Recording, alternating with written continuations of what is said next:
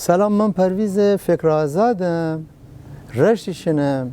27 اسفند 1333 هم محلی ساغری سازان که الان خانه فرهنگ نه من هیا بدویا بومم و عرضم حضور شما مناسبات خواه اون موقع طوری بود که همه گیلکی صحبت کویدی، اصلا همه خانوادن گیلکی صحبت کویدی، مگر بخش های از خانوادن که پیران خوشن زکان امره به اصطلاح فارسی صحبت کویدی ولی خوشن خانمان امره گیلکی صحبت کویدی به نوعی مثلا فارسی زبان بهتری دنسیدی که البته اشتباه بود، در حالی که اگر هوشان هم بخواستی بدهن اشاعه بده بید اما الان وضعیت زبان به از صورت نو. ادبیات گیلکی یا گیلکی ادبیات 40 سال اخیر میان خیلی رشد بکنه، واقعیت هنه. مثلا کلی اما فرهنگ نامه داریم ها 40 سالی میان که البته دو سه تا فرهنگ نامه قبل از انقلاب نبود، ولی عمدتاً فرهنگ نامه و واژه‌نامه گیلکی در ها 40 سال اخیر صورت بگرفته. مثلا نزدیک به 15 عنوان کتاب داستان داریم، الان حداقل 4 5 عنوان کتاب داستان گیلکی برای زکان داریم، اونم که بگفتم 15 تا عنوان کتاب داستان برای بزرگسالان. مجلاتی مثل گیلوا و مجلات دیگر خیلی سعی بکنید که حق سعی بکنید که ادبیات گیلکی و چراغش روشن بدارید. اما در زمینه تولید محتوا برای کودکان زکان دی اما تولید محتوا کم بکنید داریم. ماجراهای اندرون پیشه که خانه دو مرتبه تبدیل به بیت مدرسه. بیشتر میکار متمرکز باعث روی زبان و روی قول معروف قصه هایی برای کودکان، زکان قصه در حقیقت. مجموعه داستان گیلکی بیرون باوردم خودم به نام فریبا، باید هم مجموعه داستان گیلان بیرون باوردم که با 10 گویش مختلف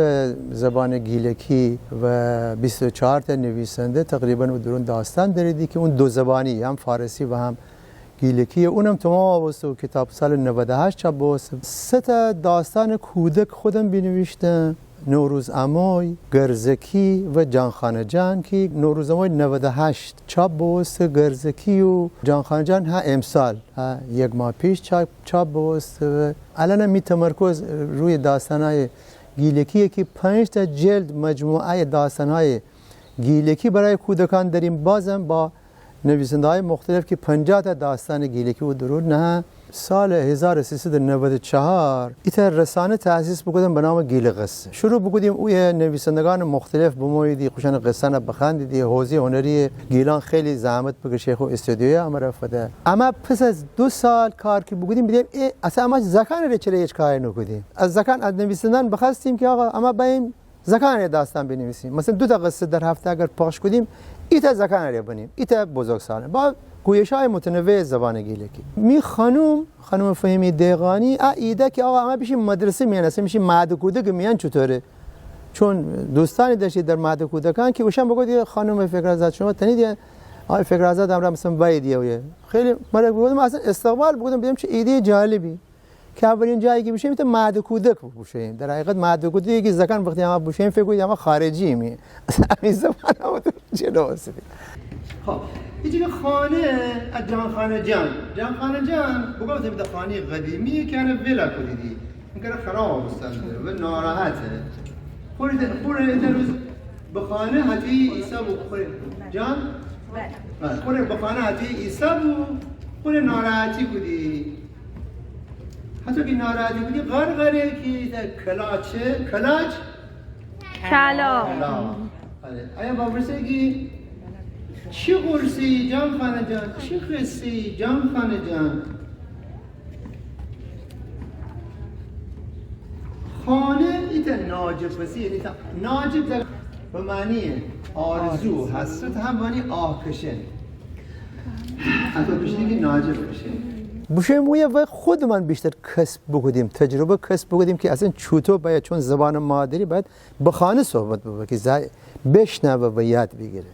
نه در کارگاه. ولی الان که اما بیدیم که خب الان زبان که از دست شون داره همین وظیفه ملی و میهانی اینه که آقا از زبان حفظ بکنیم ده که ما دیدیم مطابق اصل 15 قانون اساسی گه که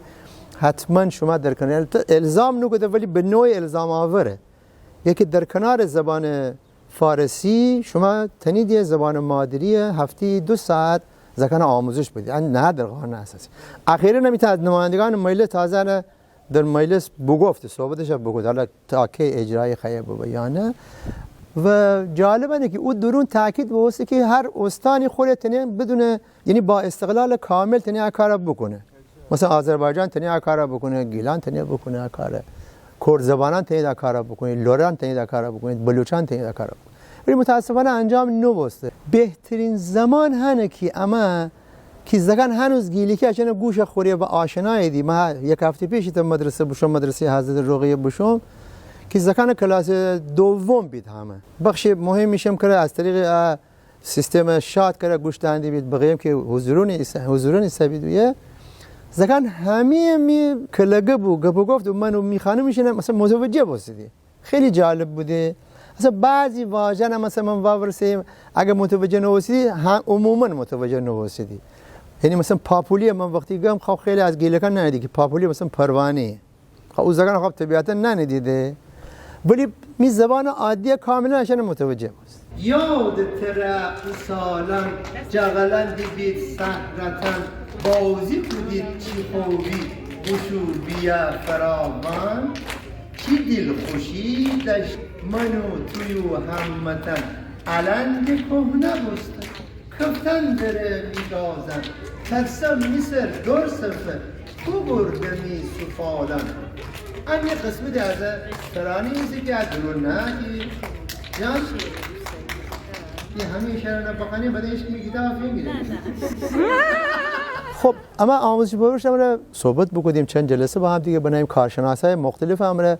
آموزش پرورش و موافقت بگویید که اما اول معلمان چند تا مدرسه مثلا 20 تا 25 تا مدرسه رشت میان شروع بکنیم و عشان آموزش بدیم که چطوری کار ببرید و نحوه آموزش مثلا بگفتی که به صورت قصه و بازی و ترانه و عشان و 2 ساعتی که زکان در هفته خواهی کار بکنید مثل سفر ببه مثل بازی ببه و زکان آزاد ببید هر کس دوست داره مثلا کلاسی میان بای هر کس دوست داره نه حتی المقدور حیات مدرسه میان کارگاه برگزار ببه و هیچ اجباری هم در تکلیف نوشتن زکان نه همه یه درون یادآوری بکنید و کار خاصی صورت بگیره که 99 از 98 زمستان کرونا بلاورس به ما و همی کاسبگوزه همه به هم بزید چون دن 99 اصلا مدرسه باز نو که همه بیشیم خوشبختانه من دستگاه اداری دینم تقریبا همه موافقی در آموزش ببه یعنی از تکثر بپذیرفتی که اما ایتا کشوری که چند تا زبان داره زیبای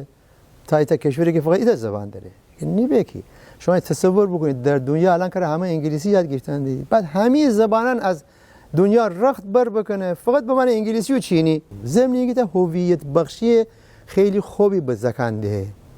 که زبان مادری صحبت کردن دردی خواهم بگم که الان بهترین وقت آموزش زبان مادری و تولید محتوا برای زکانه و من های از کنشگران جدی زبان گیلکی خواهم که گیلکی زبان خواهم که کار شروع بکنید فقط منحصر به 4-5 تا کتاب داستان منو یکی 2 تا دوست دیگر نه و انا ادامه بدید.